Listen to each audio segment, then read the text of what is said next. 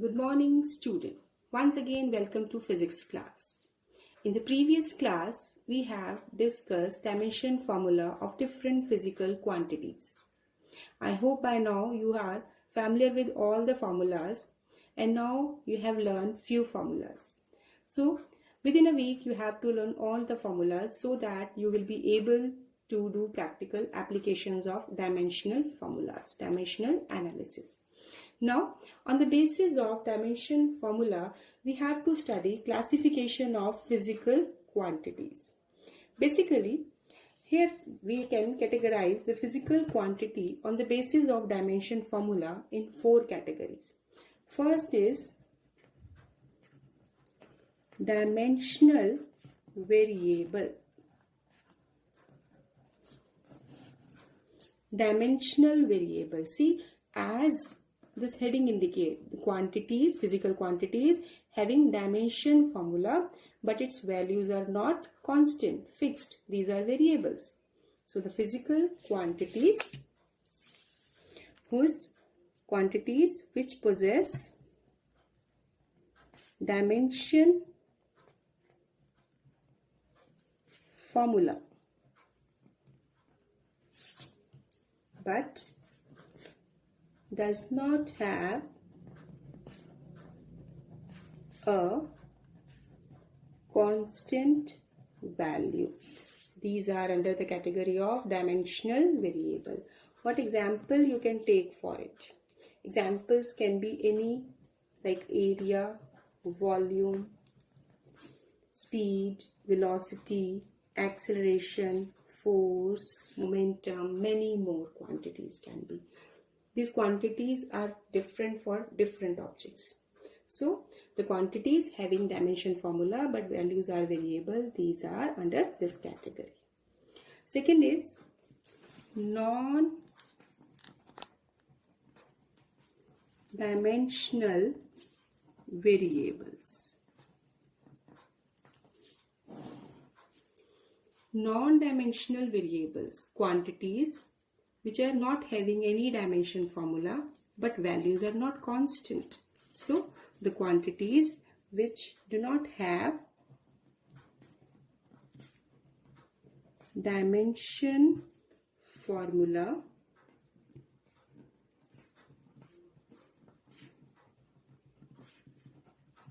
and also not have a constant value. So, under this, what can be the example? You have to take the quantity having no dimension formula. See, angle is a quantity. It is not having any dimension formula. You can see. And its value is constant. Different angle, if we take 30 degree, 40 degree, pi by 2. These are the values, which is numerical value. That is different at a different point, at a different condition. Now, similarly, strain, specific gravity, which you take it as relative density. So these are few examples. Many more quantities can be which are not having dimension formula. Why? Here these quantities are the ratio of two like terms and their values are also not fixed. So these are under the category of non-dimensional variables. Third is dimensional constants. You can judge it from this point. Quantities having dimension formula and whose values is fixed. So, these are the quantities which are having dimension formula and have a constant value also. So, these can be some physical quantity, its value remain to be constant. That constant value we use in many places.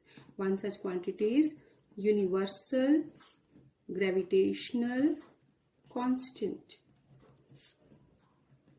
You're familiar, this is represented by capital G. Its value is 6.67 10 to the power minus 11 Newton meter square per kilogram square. You have done this value in class 9. Similarly, other values can also be there. I am just taking the terms Planck's constant. and many such other quantities can be. Fourth category will be non-dimensional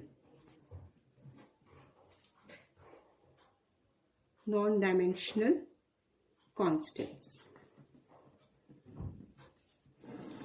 So again, a quantity which is not having any dimension formula, but still these are constant. The quantities which are having no dimensions and are constant. Now, what is the example under it? This can be any pure number. Suppose you are taking any number 10, 5, 9. These all are the numeral values. These are not having any constant. As we have introduced, that numerical value does not possess any dimension formula. And apart from it, E exponential. This you will introduce in class 11 maths. Exponential functions will be there. Pi 22 by 7, 3.14. This is also a fixed value. So apart from this, there can be other quantities also. Now, next is principle of homogeneity. Principle of homogeneity, it is a main important rule. Here, while solving different numericals on the basis of dimensional formulas, this will have a key role. Basically, homogeneity means uniformity, same. So, how can we understand the statement of principle of homogeneity? Like if we are taking any physical equation. So equation will be dimensionally correct only if dimension of all the terms occurring on both the sides of the equation are same. I am just writing it first so that we can take it with the help of example, that a physical relation is dimensionally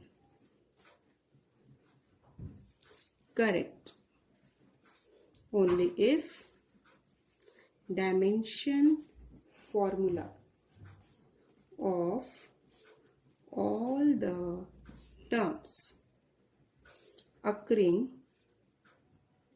on both the sides of equation are same. What does it mean? First of all, we have to understand this point. See, if we take velocity is equal to distance upon time, it means you are taking this velocity on the left side and distance upon time, this is on the right hand side. So if we take dimension formula of velocity on left hand side, what is it? LT minus 1. And dimension formula of distance S, this is L. Dimension formula of time T, this is T. So dimension formula of S upon T, what it will be? LT minus 1.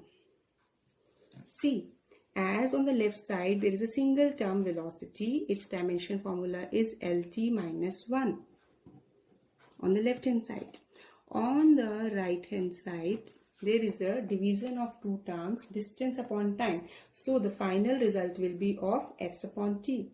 As we know, the dimension formula of distance is L and that of time is T. So dimension formula of distance per unit time is LT minus 1. So it means on left side as well as on right side, dimension formula is same. It means this is dimensionally correct. If we take another example, V is equal to U plus AT. In this case, now directly I am taking it as left hand side is velocity having dimension formula LT minus 1. Just for understanding I am taking, this is not the steps, we have to understand principle of homogeneity. Now U, initial velocity, it is having dimension formula LT minus 1 plus AT, product of two terms where acceleration is a derived quantity. This is having dimension formula LT minus 2 and time is having formula T. So what can be the dimension formula of AT? You can see it is LT minus 1. Now here you can see, as this is a composite result, here left hand side has dimension formula LT minus 1 and dimension formula of each term of velocity and AT on both the sides of the equation having same dimension formula. It means these quantities are adding only if they are representing the same term. Right hand side, acceleration into time, again this is a velocity. So that's why this principle of homogeneity is followed here. That's why the relation is dimensionally correct. So according to principle of homogeneity, as we have observed that dimension formula of each term on both the side of equation are identical, then only equation is dimensionally correct. Now, as we have to see, this principle is based on the fact that only like physical quantities, that means like means that is of same kind, can be added or subtracted. It means like quantities can be added or subtracted by homogeneity principle. See, can we add length in mass? Is it feasible? No. Mass in time, is it feasible? No. Is it not feasible? It is not feasible. Only length can be added to length. Time can be added to time.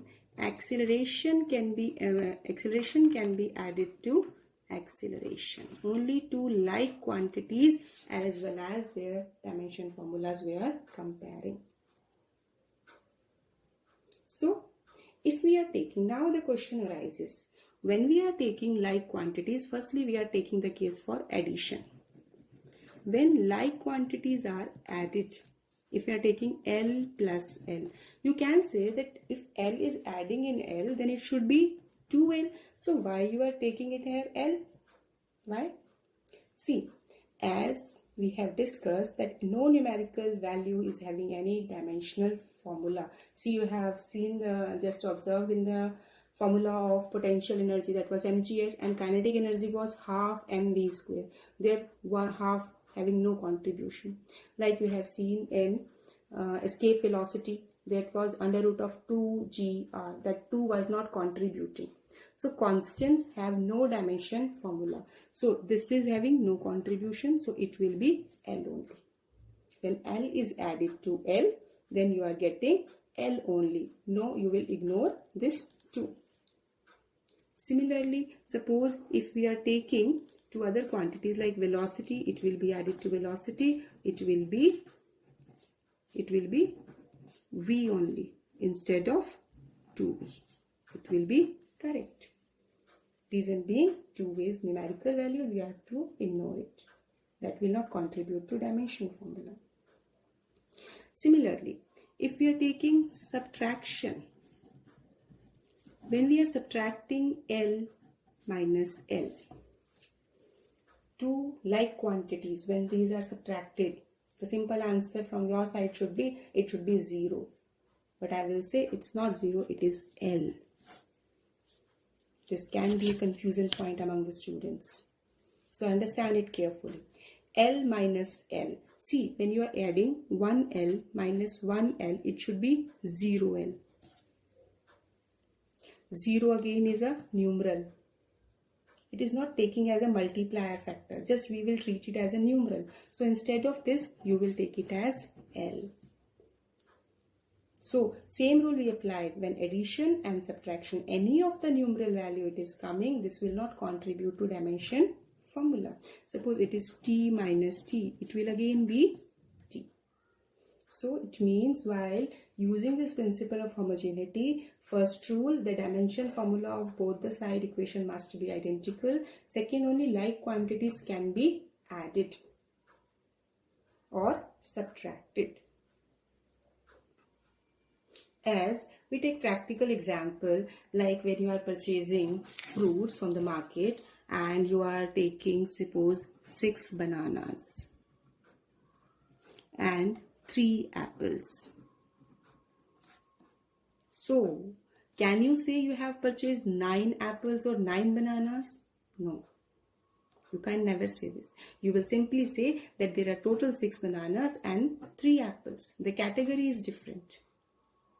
So, as these cannot be added or subtracted, likewise, these like quantities can be added or subtracted. Likewise, if you take your strength, class strength, suppose it is 30. And if I say there are 20 girls and 10 boys. So total strength is 30, this is okay. But if I will say total 30 girls are there or 30 boys are there, it will be wrong. Only like quantities can be added or subtracted.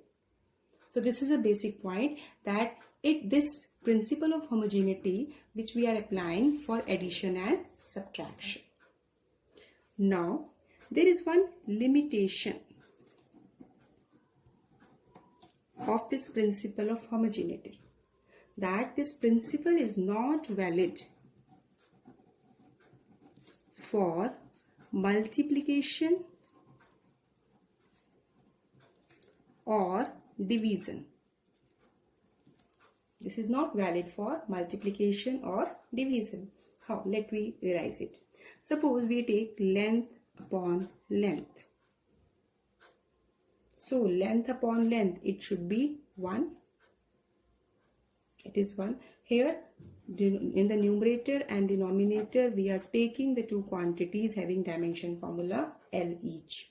But when you are solving it, on the right hand side, you are getting 1. That is dimensionally not possible. So you will not say that it is L raised to the power 0, so you treat it as L. This is a limitation point, that this cannot be possible. Similarly, in case of multiplication, suppose length is multiplied by length of square, you can say. This is a quantity obtained is area. So first quantity which we are multiplying is length, and second quantity which we are multiplying again is length. Two physical quantity, length here. Two separate quantities. So as per homogeneity, this quantity should also be of length. But what we are observing, this is area, physical quantity is changing. So if it is having formula L, it is L, it will be L square. You will not treat it as the base is L here. No, this is not applied here. Here quantity is changed. In this particular case, while addition and subtraction, quantity remain to be same.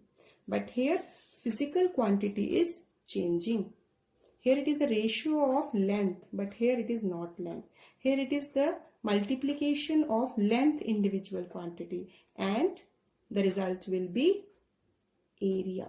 So the physical quantity is changed. That's why this homogeneity principle is not applicable for multiplication and division. Now, after this principle of homogeneity, now we are coming to the main important topic of the unit, that is application of dimensional analysis. See, first of all, you have to learn all the dimension formulas, and when you are familiar with the formulas, then you are able to do applications. Till you are learning all the formulas, you can take the help of the dimension formula from your notebook. So there are basically 3 applications. What are those? First is conversion of a physical quantity from one system of unit to another. I will take it in explanatory part, but let me introduce it. As suppose if you will take length is 1 meter, if you have to convert it into centimeter, then how this dimensional formula will help you? Here you will study the various steps. Second application is checking the accuracy of the various formulas of physical relation. Like you will apply here principle of homogeneity, and you will check the dimension formula on left hand side and right hand side must be same. Third is derive a physical formula by using dimensional formula, using dimensional analysis. So let me take all these three applications one by one. Today we will discuss first application of dimensional analysis, that is to convert a physical quantity from one system of unit to another. So first of all, conversion of quantity from one system to another. Systems. System can be, this can be your SI system to CGS, CGS to SI, MKS to CGS, CGS to MKS, or it can be from any of these three to some another new system. Let me take them one by one. First of all, as we know that a physical quantity Q is given by N1U1 equal to N2U2. When we have studied the concept of measurement, then we have introduced this point. Now this will be taken as a base result. And U1. U1 is the unit of physical quantity in terms of fundamental units. That will be taken as M1 raised to the power A, L1 raised to the power B, and T1 raised to the power C. Like any one physical quantity we are taking, and in one system its unit that we express in terms of dimension formula is M1 raised to the power A, L1 raised to the power B, T1 raised to the power C. Let in another system, this is M2 raised to the power A, L2 raised to the power B, T2 raised to the power C. So now as per this result, N2 is given by N1 U1 upon U2. These are the steps. While doing the numericals, you have to do all these steps. I will tell you how. Now N1 you will take as such, put the value of M1, U1 and U2.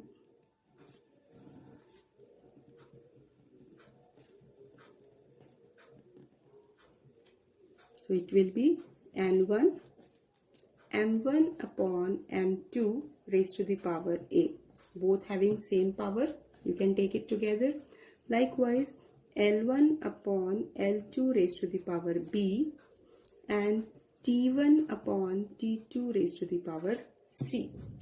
This is the method by which we can make the conversion of quantity from one system to another. This is a general step, but it will be clear to you when I will solve a numerical for you. Let me take numerical. Now what is the statement? Convert 1 Newton into dyne. Dyne, now here I will tell you, Newton is a unit of force in SI system, whereas dyne is a unit of force in CGS system. This is new term for you. So here you will learn this point also. You have to learn it. In CGS system, unit of force is dyne, whereas in SI system, unit of force is Newton. Now, from this statement, first step you have to identify a physical quantity. See, the unit is that of physical quantity, that is force. So, in this, first of all, you will write what is the dimension formula of force. First of all, you are identifying the quantity, then what is the dimension formula of force. Now, from your list of formulas, you can see, or you have, if you have learned the value, you can directly put the value. Force having dimension formula MLT minus 2. See, if we compare it with this A, B, C, what are these? These are the powers. Here power, here value of A is 1, value of B is 1, and value of C is also minus 2. Now, what should be the next step? You will divide two systems. Given system is SI system. In the new system, that is CGS system, where you have to make the conversion, you will name it as CGS system. Why you have taken CGS system? Because it has been given, you have to convert it into dyne, and dyne is a unit of force in CGS system. So first of all, M1 mass in SI system is measured in kilogram. So unit you will take 1 kilogram. Length, this is 1 meter. Time, T1, this is 1 second. As SI system is a modification of MKS, so whatever symbols, whatever values we have used in MKS, that will also be in SI system. Like now, in CGS, C for centimeter, G for gram, S for second. So for mass, it will be 1 gram. For length, this is 1 centimeter. For time, it is 1 second. Time unit will be same. 1 and 2, these are the suffix for different system of units. Let first is used for SI system, second is used for CGS. Then as per the formula, N2 is N1 U1 upon U2. You can use it directly. Now as per this formula, MLT minus 2. First of all, you will express in terms of these terms, like M1 upon M2 raised to the power 1. Here value of A is 1. See in the above formula, here M1 upon M2 raised to the power A. So it is 1. Now L1 upon L2 raised to the power B. Here it is 1. T1 upon T2 raised to the power C. That is minus 2. So L1 upon L2 raised to the power, this will be 1 because B is 1. T1 upon T2 raised to the power minus 2. So now it will be 1 kilogram M1. Now here M1 is 1 kilogram and M2 is 1 gram power 1. L1 here is 1 meter and L2 is 1 centimeter. Time here is T1, 1 second, and here it is also 1 second. What we have done, we have simply substituted the values of M1, M2, L1, L2, T1, T2. Now, the mathematical steps. 1 kilogram is how many grams? 1000 grams. You will write it as such. Then 1 meter is 100 centimeter. And 1 second, same, you can cancel. It will be 1 raised to the power minus 2. What we have done, substituted the value of 1 kilogram, 1 meter, and second cancel, we are getting 1. Now in the next step, common factor will cancel as it is the unit. Numerator and denominator cancelled out. It is, you can just write it as 10 raised to the power 3. This is 10 raised to the power 2 and this is 1. 1 raised to the power minus 9, minus 2, minus 1, 1. 1 raised to the power, any power, it will always be 1. So what you are getting? 10 raised to the power 5. So N2 comes out to be 10 raised to the power 5. So in this way, in CGS system, you have calculated the value of N2. Here N1 is 1, where in this system N2 is unknown. Now, very important point regarding such kind of numerical, last step. Don't leave up to this step.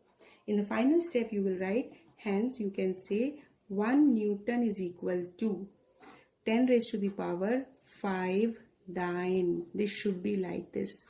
Finally, you will write this. You will not write unit here. Why? Because N2 and N1 are only the number, value. Here 1 Newton, this 1 is N1. No unit for it. Similarly, you have calculated N2. This N2 is only a number. So when you will write finally, therefore 1 Newton, this will be equal to 10 raised to the power 5 dyne. So this is a way how we have solved it. See, this is the statement. First of all, you have to identify the quantity by looking at the unit. This is Newton. Then you will understand, you know the formula of force. So you have noted the formula of force. Taken the value of ABC. Then identifying the system, given system Newton is in SI unit. So that's why we have taken one system as SI, and in which we have to convert, that is a CGS system. So these are the steps you have to follow in each and every numerical of first application. Now next numerical. This is NCERT exercise numerical. What is it? Let's see the statement first.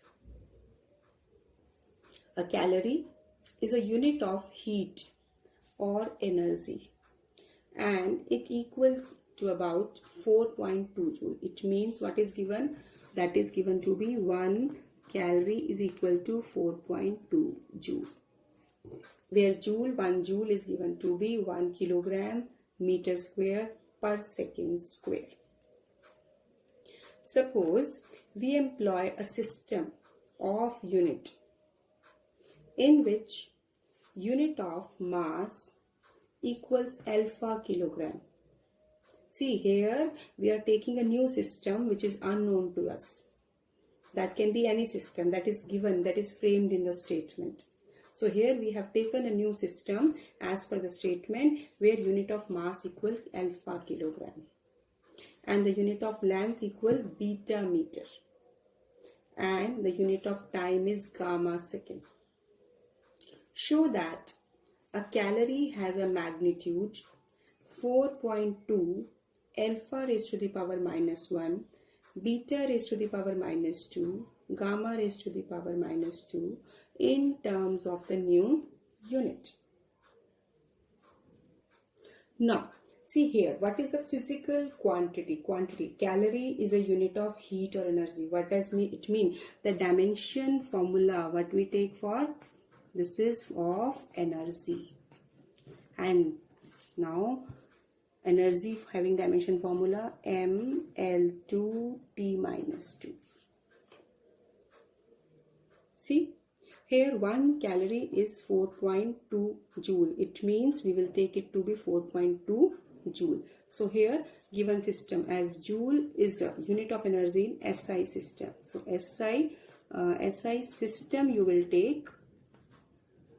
This will be having M1 1 kilogram, L1 1 meter, T1 1 second and N1 numerical value 1 calorie, that is 4.2 joule. Because here converted value has been given, so that's why we will take value of N1 to be 4.2.